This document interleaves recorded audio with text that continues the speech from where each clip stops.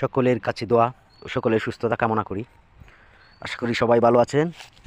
আলহামদুলিল্লাহ আমিও ভালো আছি। সুপ্রিয় আমার ফের ফলোয়ার ভাইরা, আমি আপনাদের মাঝে একটা ভিডিও নিয়ে আসছি। ভিডিওটা খেয়াল করবেন। আমি একটি কাজ করছি, কাজের ফাঁকে ফাঁকে এই ভিডিওটা করতেছি। এই কারণেই যে আপনার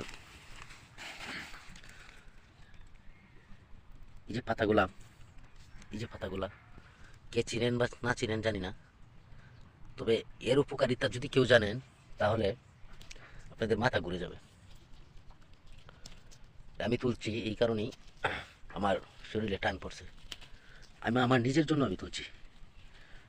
এটা কিভাবে সংরক্ষণ করবেন, কিভাবে শোধন করবেন, কিভাবে খাবেন যাদের টান পড়ে